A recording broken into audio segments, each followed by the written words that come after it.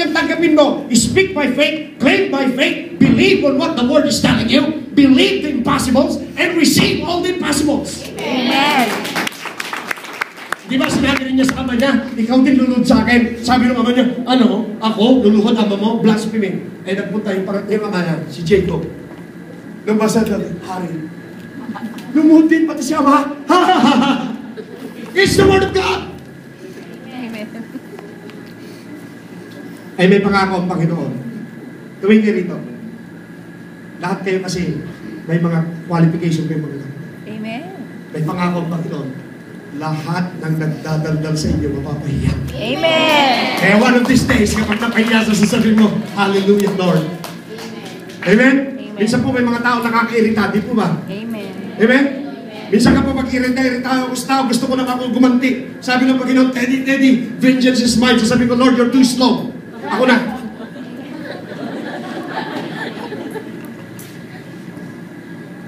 Amen po ba? Amen. Minsan po may mga tao nakakairita. Hello? Amen. Di ba? Sabi ng Panginoon, vengeance is mine. Panginoon, napakabagal mo ako na. Sometimes, meron tayong mga emotions na ganyan. But we talk by faith. God is gracious. Pag humingi tayo ng tawad sa mga kasalanan natin, nandiyan siya. Amen. Amen? Amen. At kahit sasabihin mo nga ko na, nandun pa rin yung pagpipigil niya. Amen. Kasi ayaw ng Panginoon na matugisan yung ating mga kamay ng dugo. Amen. Amen po ba? Amen. Purihin po ang Diyos na buhay. Don't judge yourself by your failures. Alam niyo ba yung pity party? Hindi niyo alam yung pity party? Dapat po prayer meeting lang ang pity party. Alam mo yung mga pity party? Sasabihin ng isa, bumubo sila, mga magkukumari. Bakit? Wala kami pambayad ng kuryente. Wala kami pambayad ng tubig. Sabi naman ng isa, ako iniwanan ako ng kumpare mo. Sabi naman ng isa, ay, naku yung mga bata, di ko alam kung saan nakukuha ng tuition. Nag-iyakan sila, tawag doon ay pity party.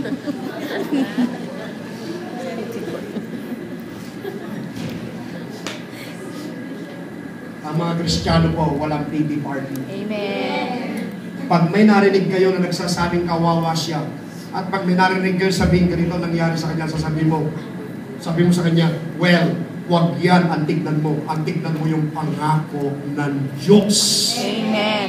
Mas malaki ang Diyos kaysa sa problema mo. Amen. Amen po ba? Amen. Do not judge yourself by your failure. Nag-apply na ako, well, try it again. Nag-apply na ako, Pastor, wala nangyari. Try it again. We talk by faith. Time belongs to God. It doesn't belong to you. In His time, He makes all things beautiful in His time. Amen po ba? Do not judge yourself by your failure. Our position is to believe. He makes all things abound. Di nyo ba alam, lahat ng bagay, ginawa ng Panginoon para magsilapit sa atin? Ito, napakaganda. I want you to read this. 2 Corinthians 9:8. This is the favor that God is giving us. 2 Corinthians chapter 9, verse 8. Hallelujah. Are you there? Ito po yung mga anak ng Diyos. Sino po rito yung nangangailangan ngayon? Amen. Nakalagay dito, verse 8, and God is able. Wow! Amen. Sabi mo, God is able. God is able. So gusto pala ng Panginoon. God is able to make all grace. Sabi mo, all. All grace abound towards you. Napapunta yung lahat ng pagpapala sa inyo, lahat ng pabor, that you always having all sufficiency in all things. Ang gusto ng Panginoon, lahat tayo, lahat ng pangangailangan natin ay nandyan. Amen. So ayaw ng Diyos na may Kristiyano naghihikahos. Amen. Ayaw niya. Hindi niya kalooban yun. Amen. Kaya mapalad tayo. Amen. Kasi napunta tayo sa Kanya. Amen. Amen. Revelation is given to you to obey. Ang mga revelation po binigay sa atin to obey in order for manifestation to God. When God created the world, He created His family, not sinners. Noong po lalangin ng mundo, ang Diyos sa mundo, ang nilalang niya yung pamilya niya, hindi makasalanan. Amen po ba? Kaya nga po sinasabi sa Proverbs 13:22, the wealth of the sinners are laid up for the just. Kaya po sinabi yun, kasi ang purpose talaga ng Panginoon, ang buong sanlibutan nito ay para sa kanyang family. Kaso pumasok ang kasalanan, kaya nandun ang ating Panginoon. At isa pa, Minsan sino yung mga na-insecure sa sarili nila?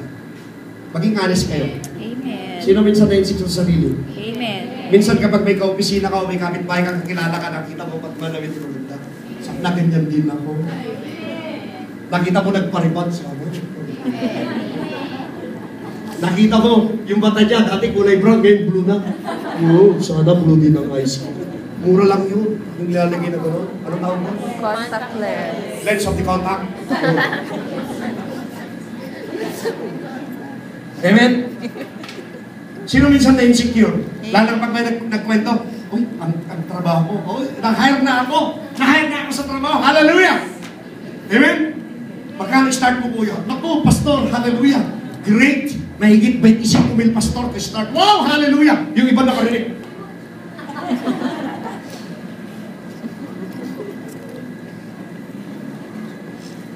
Hindi ba natapos niya 2-year course lang? Oh. Di totoo yun. 2 years lang natapos niya. Well, ikaw nagsasalita ka ng ganyan, inggit ka lang. Amen. Kasi ikaw, walang kumukuha sa'yo. Amen. Huwag mong lalaitin ng 2 years. Kahit pa, ang kinuha niya grade 6 lamang, wala akong pakialam doon. Ganun magpala ang Diyos. Amen. Hallelujah! Kahit na natapos niya ang grade 6 lang, pag yan ay pinagpala ng Panginoon, dahil niya yung kumuha ng MA. Amen. Amen po ba? Amen. Believe on the unbelievable. Receive the impossibles. God does not create copies. Bawal po ang Kristiyanong copycat. Amen. Sabi mo sa katabi mo, copycat. Tingnan po natin ang sinasabi ng Bible. Nasaan na yung mga babae dito kapag halimbawa nagparibat yung gamit, may gusto magparibat. Ate, ang haba ng hair mo. Hello? Amen. Minsan nainggit tayo, di ba? Amen. Ay, mabuti pa yung buhok niya, bloody, ako hindi. Sana ako din. Hello? Minsan kagayahin natin yung mga action niya. Halimbawa kung lumakad siya pang bilang.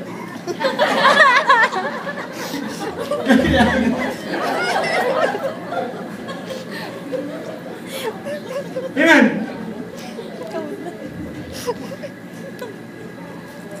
Pag nagturo siya na gustuhan natin yung style ng pagtuturo niya, gagayahin din natin. Amen po ba? Tingnan natin yung Bible. 2 Corinthians chapter 10. Verse 12. Alam mo ito, para babasahin natin, para mabusap yung confidence sa sarili nyo. Amen? Amen. 2 Corinthians chapter 10, verse 12, na sinasabi sa verse 12, for we dare not class ourselves or compare ourselves with those who commend themselves, but they measuring themselves by themselves and, ito na, comparing themselves among themselves are not wise. Amen. Tanda natin sinabi ni Pablo yun. Comparing yourselves to other is not wise. Unique ka, maganda ka, nag-iisa ka sa buong mundo. Amen. Maging kontento ka sa itsura mo, maging kontento kung ano ka. God made you that way because you are very beautiful in that way. Amen. Amen po ba? Pastor, bakit ang ilong ko gano'n, sa kanya gano'n? Kasi kung ginawa ng Panginoon na yung ilong mo gano'n, ang pangit mo. Kaya ginawa ng Panginoon na paganyan yung ilong mo, bagay sa shape ng mukha mo. Hello! God is great! Amen. Pastor, bakit may malaki ang mata, may maliit ang mata? Kaya ginawa niyang malaki ang mata doon, kasi malaki kumita yun.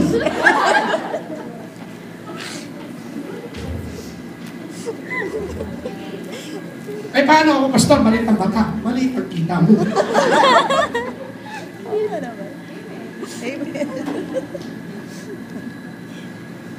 Bakit may matangkad? Bakit may mababa? Di ba nagtatanong tayo? Minsan yung iba kapag ano, sana ganyan ang height ko. Sana ganyan ang height ko. Ito naman mataas. Sana ganyan lang ang height ko. Sana ganyan lang ang height ko. Amen. Kaya ka ginawang ganyan ng Panginoon kasi may purpose siya. Ginawa ka niya matangkad, may purpose siya. Ginawa ka niya maliit kasi may purpose siya. May mga bagay na magagawa mo na hindi magagawa na malaki. Amen. May magagawa naman na malaki na hindi kaya gawin na maliit. Amen. God is using us uniquely at ang Panginoon natin ay napakabuti niya sa atin. Kaya kung ano man kayo, ano man sitwasyon ninyo, ano man ang tsura nyo, ano man ang pagkatao ninyo, you thank God, God made you that way, you are blessed. Amen. Sabi mo sa katabi mo, nag-iisa ako. Kaya hindi mo na kailangan parito kaya ang katawan mo. Gagastos ka pa. Ay, pastor sila, may ganun. Ako wala. Kaya kailangan magparitoki ako. Ginawa kang ganyan ng Panginoon, maganda kang tignan sa ganyan. Ba't marunong ka pa sa may lalang? Hello? Mamaya magkaroon pa ng komplikasyon yan eh. Yung ibang nagpapanagay, ano nangyayari? Infeksyon? Hanggang sa mamatay sila. Hello? Marami nakalagay si John yung ganyan. Kung ano kayo, maging kontento kayo. Hello? Huwag niyong gagayahin. Eh, ganun siya eh. Gayahin ko siya. Lahat ng kaibigan niya magiging kaibigan ko din. Banda po nun. Alam mo ba? God made you that way. Never compare yourself. Sabi mo sa katabi mo, huwag mong i-compare ang sarili mo sa iba. Ang sarili mo sa iba. Dapat tayo mga Kristiyano, makinig kayo rito. Meron dapat tayong words of encouragement. Di po ba pag namamatay na yung mga mahal natin sa buhay, nalulungkot tayo? Ito, may sasabihin ako sa inyo because we speak by faith and we live by faith. Ang tatay ko po namatay 1992. Hello?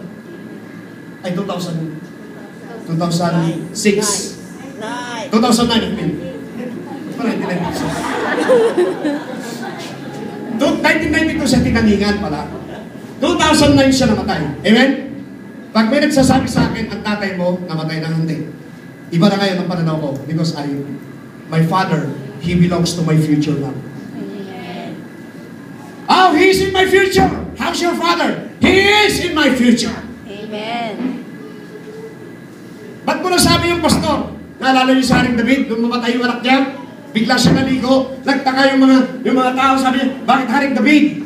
Bigla ka naligo, namatay yung anak mo, bigla ka naligo, bigla ka nagbihis, bigla kang kumain. Samantalang nung nakalatay siya sa kama, ayaw mong maligo, ayaw mong kumain. Ang sabi ni David, ano pa gagawin ko? Mag-iiyak-iyak ako? Isa lang ang masasabi ko, sabi ni Haring David, yung anak ko na wala man ngayon, magkikita kami sa future! Amen. It is a word of encouragement.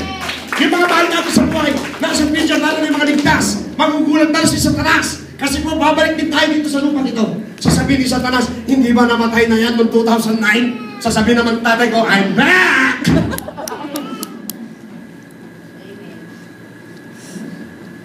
They are in our future.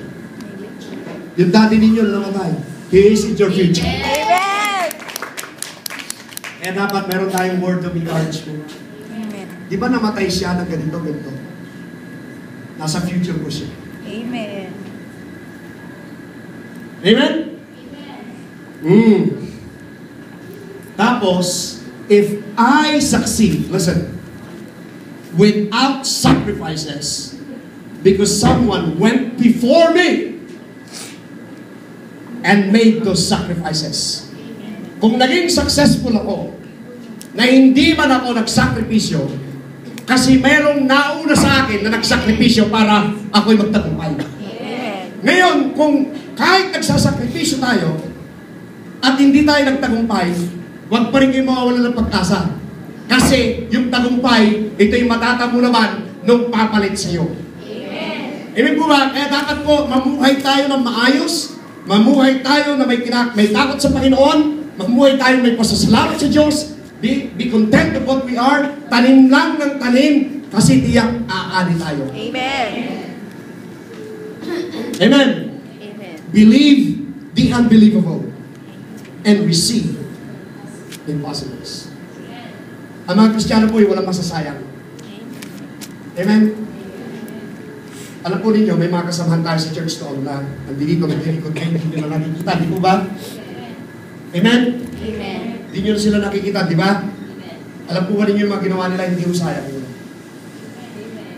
Wala pong sayang. Walang masasayang sa Panginoon. Tingnan ninyo to. 1 Corinthians 15:15. Para maniwala kayo, walang sayang. 1 Corinthians 15:58. Are you there? Are you there? Amen kayo dyan, wala naman nagbubuklat. Are you there? Wala akong narinig na mga buklat ng Bible. Ano kaya, puro computerized na kayo? Hello? 1 Corinthians 15:58, are you there? Amen. Therefore, my beloved brethren, be steadfast, immovable, always abounding in the work of the Lord, Amen. knowing that your labor is not in vain in the Lord. Pag may ginawa po kayo na labor for the glory of God, hindi po masasayang yun. Amen po ba? Kaya gawa lang tayo ng gawa for the glory of God. Amen. Amen? Amen po ba? Amen. Huwag tayong madi-discourage. Believe the unbelievable and receive the impossible. So I'm gonna recap this. To live in faith, number one, know where you are going. Reference, Ephesians 1:5. Number two, stop talking crisis. Stop talking recessions. Reference, Romans 8, verse 29 to 30. Amen? Faith is now things. Number three, don't look back.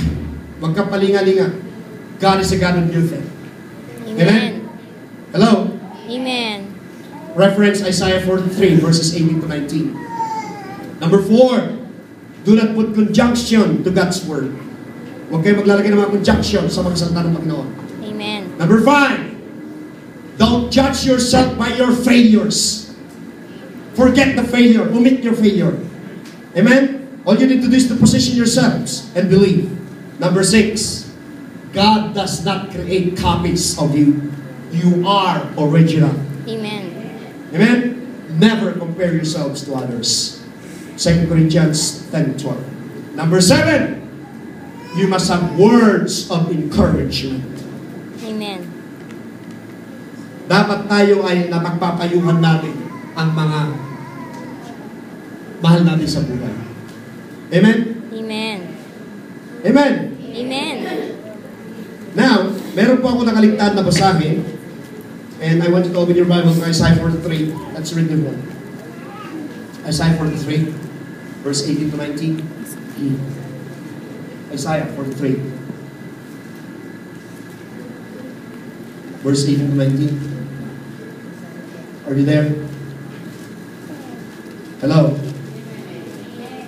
Sabi mo nga sa katabi mo, sabi mo, ikaw Ikaw ay bago ay bago sa Panginoon. sa Panginoon. Huwag na ho kayong magkikwento ng mga nakaraan ninyo, ha? Amen? Amen. Hello? Amen. Yung nakaraan na. Amen. Pag masyado kayo mahilig sa nakaraan, may stuck kayo sa nakaraan. Isaiah 43, verse 18 to 19. I want you to underline. Do not remember the former things, nor consider the things of old. Behold, sabi sa verse 19, I will do a new thing. Hallelujah. Sabi mo sa katabi mo, God will do a new thing. God will do it. Sabi mo sa katabi mo, God will do a new thing. God will do it. He will restore my strength. He will He will restore my money. Sabi mo, He will restore everything He will restore everything on me. on me. Nakalagay dito, I will do a new thing. Now it shall spring forth. Shall you not know it? Dapat ito alam natin. God is a God of new thing. Huwag po kayo madi-discourage, ha? Amen? Dapat po lagi kayo nakangiti. Kalimutan ang problema. Amen? Minsan po kayo hindi tayo makapagpuri sa Panginoon. We cannot speak faith. Kasi po, sa dami ng problema natin, may bubulong. Ha? Pasupply-supply ka pa ng need ni Lord, ha? God will supply all your need, ha? O, kita mo ngayon, wala kang nga pangkain ngayong tanghali, eh. May bubulong siya. Hindi mo may taas ang kamay mo. Hello? Yung problema mo, wag mo nang isipin. Ibigay mo sa Panginoon. You claim the promises of God. Amen. How big is your God? How big is your God? Next week, do not miss the service that we will have. It's about Moses. I will give you another revelation about how God will bless you. Di ba, nabasa ninyo yung kwento ni Moses nung nakamarap sa Sipero? Sabi, paano kayo papatunayan ng Diyos ay buhay? Sabi ng Panginoon kay Moses, Moses, anong hawak mo? Anong hawak ni Moses? Tungkod. Nung binitawan niya, naging Ahas. gumalaw, di ba? Nung kunin niya, naging Tungkod. Yan, sa libo, malalaman niyo. Di ba yung ahas, pastor, sa separasyon? Ba't wala natin sa libo? What do you have in your hand? And how could the devil believe that you have God? Kaya napakaganda ng mensahe sa Sunday. I want you to invite people for the new revelation. Amen po ba? So, umagang ito mga kapatid, we are faith family. Amen. Huwag kayong may stuck sa future, sa past. Huwag kayong may stuck sa mga maling akal. Bagkos maniwala kayo sa mga pinangako ng Diyos. Believe the unbelievable.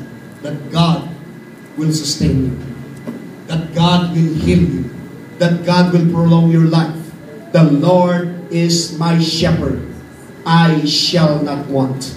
God will lead us to green pastures. And He will prepare a table before us in the presence of our enemies. Amen. And He will anoint our head with oil, and our cup runs over. Amen. And surely goodness and mercy will follow us all the days of our lives. Amen. And we will dwell in the house of the Lord forever and ever. The Lord is our shepherd. Hindi nyo maalam, pagkatapos ng the Lord is our shepherd, biglang idinugtong yung Psalm 24 na sinasabi, the earth and its fullness is of the Lord. Sa Psalm 23, siya ang supplier natin, siya ang pinagkagalingan. Sa Psalm 24, lahat ng nandito sa sanlibutan, lahat ng nandito ay sa Panginoon. Ano ang pwedeng ipagkait ng Panginoon sa iyo? Wala, kasi ibinigay nga niya yung kay isa niya bugtong na anak. Ano pa yung mga dapat ipagkait sa iyo na ibigay na niya lahat sa atin? All we need to do is to claim the promises of God. Amen po ba? Palakpakan natin ang Diyos na buhay. Sabi mo sa katabi mo, the Lord is my shepherd. Sa mga utang ninyo, lagi nyo sasabihin, the Lord is my shepherd. Hawakan nyo yung deal. At sasabihin mo, the Lord is my shepherd. Wala kayong pambayad ng kuryente, hawakan nyo yung bill at sabihin mo, the Lord is my shepherd. I shall not want. Gusto nyo ng kotseng bago? The Lord is my shepherd. Alam mo, pag tama yung desire natin, ibibigay ng Panginoon. Amen. I-share ko sa inyo yung kwento ni Jesse Duplantis, giant preacher man. Totoo po ito. Napakaganda niya mag-preach. Ang galing-galing niya. Hallelujah, glory to God. Dati hindi niya ma-fill up yung kotse niya ng gasoline. Tapos gano'n na siya sa ministry, bigla po nag-boom yung ministry niya.